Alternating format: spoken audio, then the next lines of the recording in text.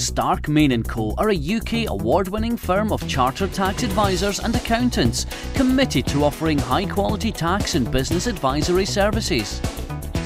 With a committed and professional team, we have the focus and drive to help you change the numbers which are important to you.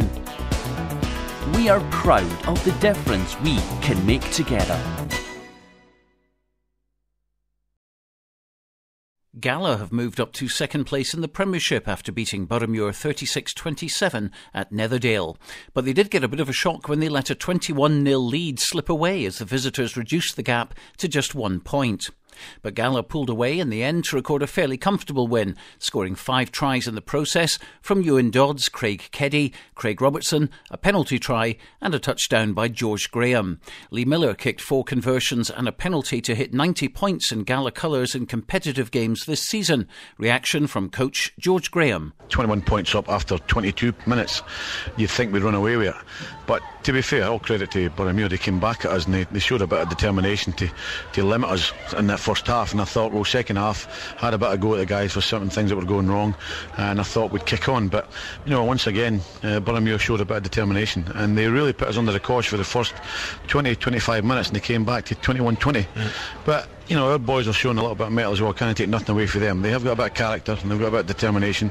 And we did, you know, start a hold up. We made it hard for ourselves because we didn't control the ball in certain areas and our kick-off receipts in the second half weren't particularly good, and we let them come into the game a lot, and we gave away a lot of stupid penalties, I felt. That let them into, you know, good areas, which we should have just been able to be a wee bit more disciplined, trust your defence, and, you know, just keep them at bay. But we never done that.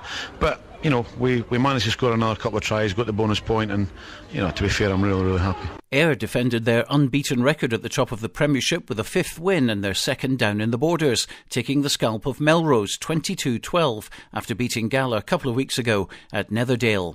They won the try count 3-0 with Andrew Skeen scoring 4 penalties for the Black and Yellows, not enough to give them a bonus point. We hear from Melrose player coach John DL. Had a wee tendency this year to start a bit slower, but we dug in and, you know, we got really important turnovers. You know, we switched on at a few line-outs and there was some real physical tackles. We knew they would come for us in the 22 and, you know, a whole lot of energy into getting the ball back, and then, you know, we'd just go and do something really sloppy after that and give it back. I thought the tries, all 3 of them weren't anything at the belt, just 3 fluke tries. The centre last one, which was a killer blow when we turned them over on their own ball at the scrum and flies out and they get a hack through and score in the corner. So, you know, I can't fault the effort, but as you say, yeah, I think we lost more directness than cutting edge. I thought we had loads of ball in the second half there. They looked out on their feet, but we're running across the field and we had, you know, 5 and 3s and we're just eating up the space for each other. And yeah, they mucked in and it was all hard to the pumps for them at times, but, you know, at 19-12 I thought we had a real chance of getting something out of the game, and, you know, I thought it was a poor decision at the end there at the line out to give them a penalty, and it kind of was a killer blow. In other games in the league, which produced 309 points and 39 tries in just 5 games, Curry won at Dundee 47-27. Edinburgh Accies came back from 26-6 down at half-time to record their first win of the season, 28-26, and snatched the Bill McLaren Shield away from Heriots in the Edinburgh Derby at Golden Acre. But if you wanted even more thrills and spills, how about this for a result? Possibly one of the highest scoring draws in Scottish rugby history, if not the highest. Stirling County 42, Aberdeen Grammar 42. Both teams ending up with 3 points apiece with try bonus points each in an 11-try thriller. So Ayr are top of the table on 23, Gala have 19, Curry go third with 18 and Melrose are fourth with 15 points. On to the National League, and the top of the table clash was at Philip Hawke between 2 unbeaten sides, Selkirk and Glasgow Hawks. It was close on the hour at 10-6 to Hawks, but 2 tries in 5 minutes for the Glasgow team did the damage, and they ran out 27-13 winners with an injury time bonus try rubbing salt in the Selkirk wound. Rory Banks scored the suitors' only try, with Mike McVie kicking 2 penalties and a conversion. Here's Selkirk captain Gavin Craig. Very disappointed with that, because I know we can play better than that. It was just basic mistakes and not being able to turn it into points when we were down in their half. passes not going to hand and silly mistakes really, and just in defence as well. I think it was all our mistakes that they sort of scored off, and that one at the end to give them the bonus point. We were trying to get ourselves into a position to get ourselves maybe a losing bonus point, and then they just turned us over and just had a run into the corner. Stuart's Melville bounced back to form just at the wrong time for Kelso in a high-scoring match, beating Kelso 43-31, although Kelso did get a 4-try bonus, with tries from Darren Gillespie, Ewan Ford, Greg and Richard Minto, all converted by Murray Hastie, who kicked a penalty as well. It's amazing what a difference 7 days can make. Stu Mel, of course, lost to Biggar last week, and it was Biggar who faced Hawick on Saturday. Well, Hawick blasted Biggar off the Mansfield Park with a 10-try romp to win 71 points to 6. Stuart Graham and Lee Armstrong scored a brace apiece, with the other 6 try scorers Rory Hutton, Stephen Anderson, Sean Muir, Craig Smith, Scott McLeod and Keith Davis, who really is scoring tries for fun these days. Armstrong converted 7 of them, Neil Rennick converted 2, and he also scored a penalty. Jed Forrest had another bad day at the office, this time losing at home to bottom club Hamilton, 35 points to 14. David Gobby and Lewis Young scored tries for Jed, both converted by Ian Chisholm, and that result sends the Riverside Park team to the bottom of the table. In the other National League result, Watsonians beat Hillhead Jordan Hill on the road 34-19. So a look at the table. Hawks top on 24. Watsonians move into second place with 20. Selkirk slipped to third after that defeat with 18. And Hawick's big win moves them up to fourth. They're now on 14 points. On to the Championship, and much better news for local teams. A couple of wins, starting with an impressive 41-15 victory at the Gites for Peebles against Kirkcaldy. 6 tries in all for the team, with Martin Cruikshank getting 2, the others going to Greg Rayburn, Dale Clancy, Graham Hogarth and Alan Warnock. Rayburn converted 4 and kicked a penalty. Here's the man in charge at Peebles, Peter Wright. It was a really strange game today. I mean, after 15 minutes, I think we were about 27-5 up.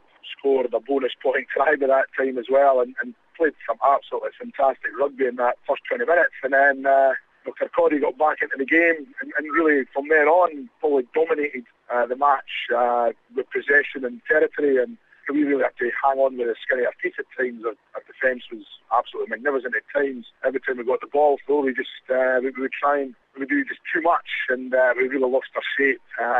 But, you know, fair dues to the guys, we really stepped up in the last 10 minutes, and then we scored 2 tries probably in the last 5 minutes. But once again, you know, getting a try with the last touch of the ball from a scrum right on the halfway line.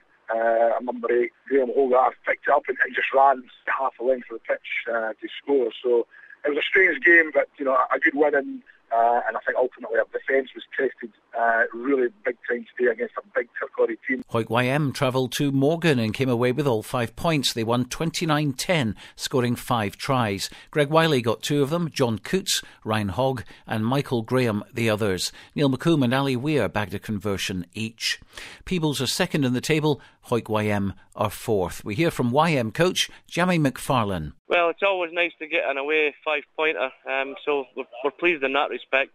The bonus point try took a while in coming, but that was mostly because of the Morgan defence and the way that they gave us trouble at the contact area. So eventually we broke them down, and 29 points to 10 up here is a good result for us right now when we're struggling to put a squad together actually on match day. So we're chuffed to bits, we've got the points, and we look forward to the visit of high-flying Musselburgh next week. In East League 1, both Berwick and Langham got their first wins of the season. Berwick beat Dun 17-10, while Langham got the better of Portobello 19-8. Gavin Campbell scored Langham's only try, with Neil Cubbin kicking the conversion and 4 penalties.